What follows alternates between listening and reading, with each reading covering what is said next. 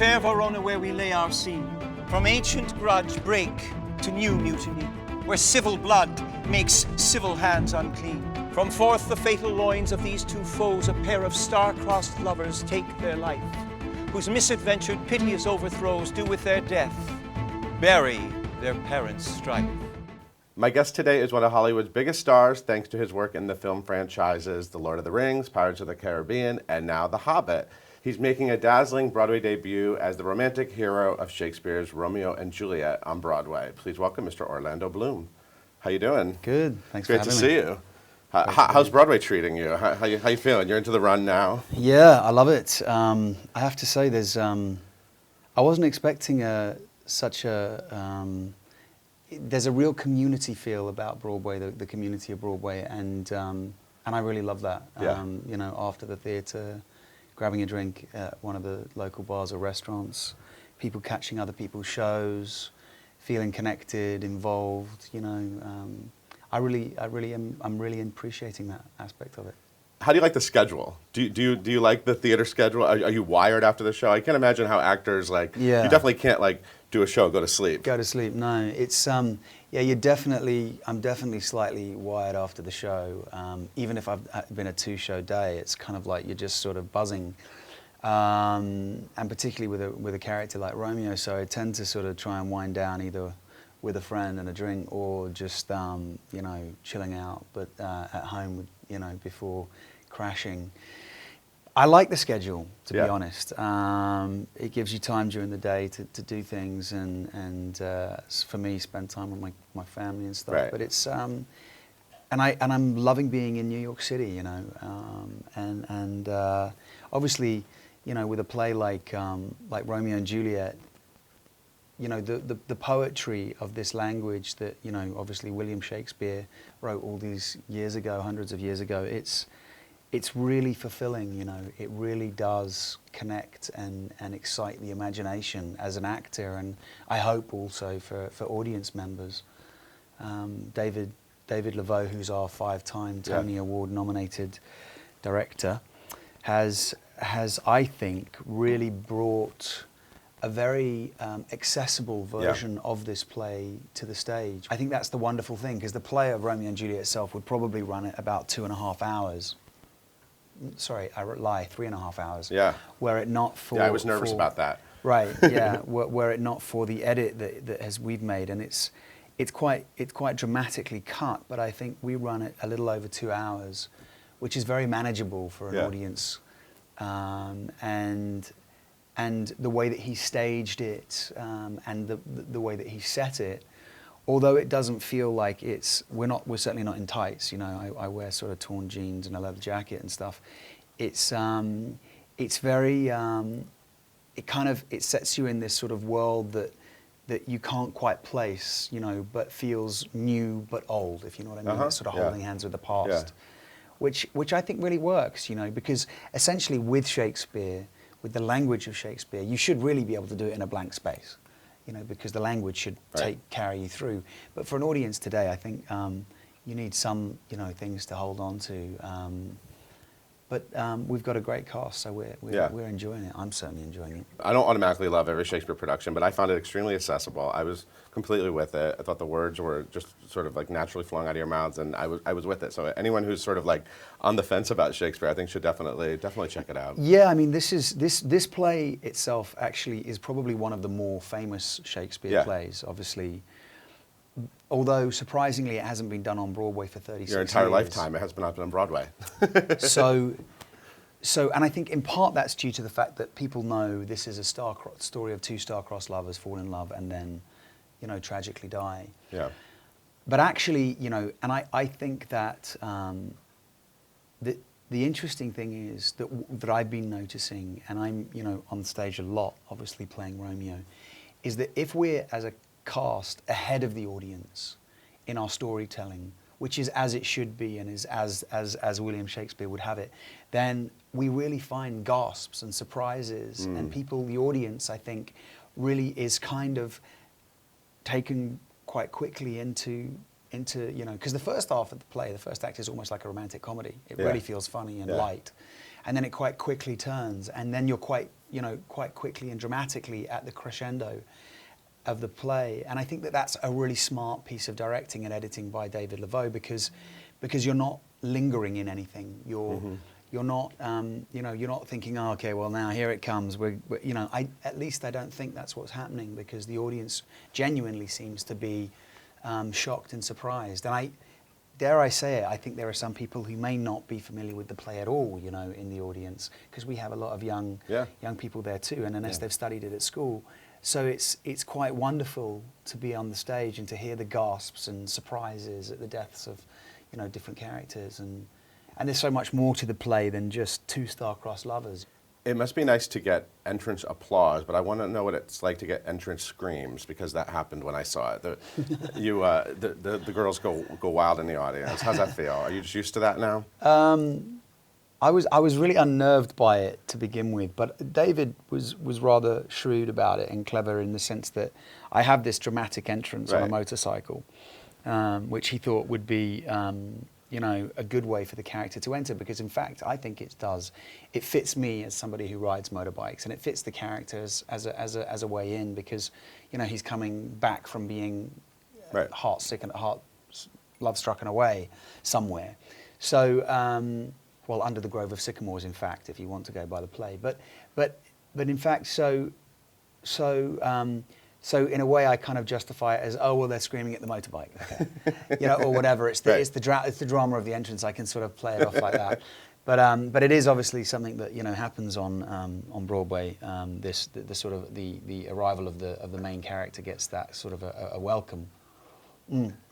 It's not something I'm necessarily familiar with, although I did get a little bit of something like that when we were on the West End. But it is an interesting phenomenon. But I pass it off as it's the motorcycle. It's not you. Yeah, it's not you. It's the motorcycle. It's an awesome bike. The motorcycle is doing a great job for me. It's working wonders. Yeah. So what's it like actually riding it on stage? So you do ride in real life, but like you're riding like 30 corner. feet? Yeah, it's a tight corner you're going around. It is a tight corner, and it's all good so long as the bike starts, and it's all good so long as the bike stays where it should and doesn't fall over, which it has done on 2 occasions. Okay.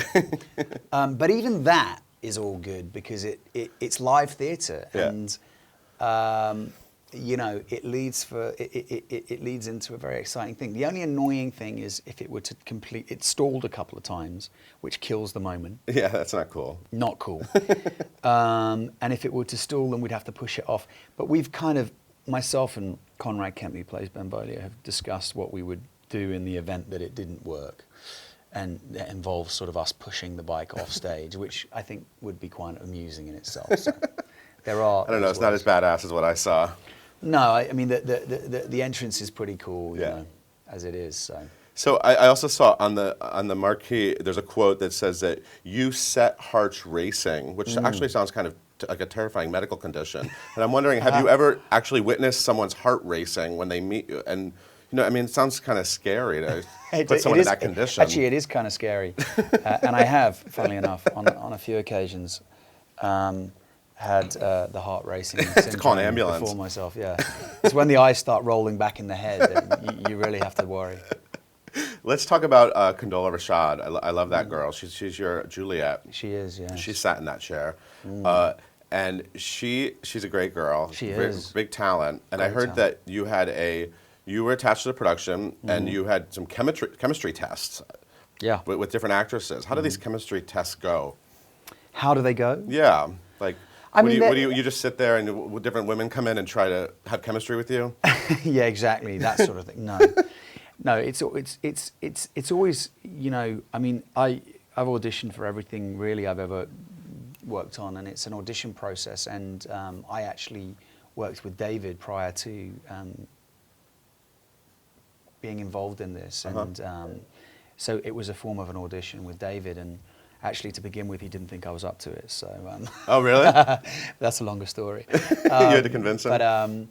But no. So we had once I was sort of set, and we'd sort of, me and David had fallen in love with the idea of each other in the play. It was then about who would be the right fit for Juliet, and so of course there was a few different people to consider, And so yes, I did read with a few really talented actresses, and they were all wonderful. And it was really when Condola came in and gave her read, it was just she sort of claimed the part really in her reading, and really beautifully, and in a luminous. She's very luminous, isn't she, as an actress? I think if you've seen her on stage, she does light up the stage. Yeah. Her presence is quite staggering, and she's she as you said, she's a great girl. She's pretty down to earth. I think she's obviously she's a twice nominated actress for Tony Awards on Broadway. So to have her, Juliet is a remarkable role. Undoubtedly probably one of the most profound roles written for a young girl to play, I would say. Her language is stunning, and having somebody like Condola who has experience on Broadway and with Broadway, and I think that was important to David, and it was helpful to me too, because this is my first time on Broadway. This is my first time with Shakespeare, and so there was a lot of firsts for me. So having somebody like Condola who was very comfortable with the play and what she had to do was really good. What's it like playing dead together? I mean, there's another point in the show where you're just dead on top of each other. Well, it's more fun. It's more fun snogging, which we get to do. There's a lot of that. There's a lot of kissing. There's a lot of making out. That's a lot more fun. I can't believe you asked me what it's like playing dead. I mean, you could have said, "What's it like to kiss Condola?" Well, the playing dead thing is, we're dead. It's actually rather uncomfortable because you have to flop, and if you haven't landed in quite the right place, you're kind of like going, "Oh my gosh, I'm going to have to see the chiro in the morning because my neck is definitely going to go out. I hope these guys," you know what I mean? It can be a little bit like that if you're not in the right position. But actually, in truth, I'm kind of in an out-of-body experience by then, because it's a very, very emotional moment at the end of the play. Right. So joking aside, it's really it's a very profound moment when these two kids take their lives. It's a beautiful moment, but it's a profound moment. Right. So it's really like, it's a union of hearts and minds and desires and souls that kind of take us there to that point. And if we're doing our job right, then there should be some teary eyes in the audience, You told Jimmy Fallon that you make playlists for your characters because of after you worked with Cameron Crowe on the great movie Elizabethtown. Rent that. I wonder what your Romeo playlist is like. What kind of stuff gets you in the head of this? That's my secret. Oh, it's a secret. Yeah. Okay. Yeah, you won't reveal that. I can't divulge that, but it's great. Is it great? It needs to be. Yeah. Any West Side Story? Different. So I want to hear a little bit about that little boy who discovered theater. You were this boy growing up in England, right? And you got involved with the National Youth Theatre? Well, it started sooner than that, actually, because I actually was first on. I was first on stage in the Marlow Theatre in Canterbury, of which I'm a patron, in fact, in my hometown, because they just did a huge renovation of it. And I was on stage for the Marlow Theatre playing a monkey. I was one of 4 monkeys in the Mary Woodman School of Dance's production of something or other. And I was in a monkey suit, and I scratched my behind. Nice. On stage, because it was hot and itchy. And the whole house came down with laughter, fits of laughter, which actually at 4 years old was pretty terrifying, and I thought I'd done something awful. And it probably gave me stage fright, because I think, at least I equate that to having not done more theatre. I think I've overcome that now with Romeo, thanks be, and I hope to do more theatre. But it started with that. And then, yes, I grew up in Canterbury, and I did a lot of things out. I did all the school plays that I could, but there was a festival in my hometown, and I did where my mum would enroll me and my sister to do prose reading, Bible reading, poetry reading, and even some Shakespeare and soliloquies and stuff. And so I would do that, and I actually always did pretty well with that, and that was kind of good confidence building. And then I went to school and did every school play that I could, and I normally got character roles. I never really got the leading roles. I got kind of the sergeant of police in The Boyfriend, and or was it in The Boyfriend? Yeah, and I want to talk about Little Me. I Little heard Me, you I were in played Little Fred Me. Poitrine. Yeah, that guy. That's the soldier with the bad soldier eyesight, with right? The bad eyesight. The- So I had the big, pardon me, miss. And you sang Real Live Girl, right? Real That's a Live great Girl. song. It's a great Yeah, Cy it's a Coleman great song. song. It's an awesome song. Do you want to maybe document that song? Do you have Yeah, I'll give you a little bit. Pardon me, miss, but I've never done this with a real live girl.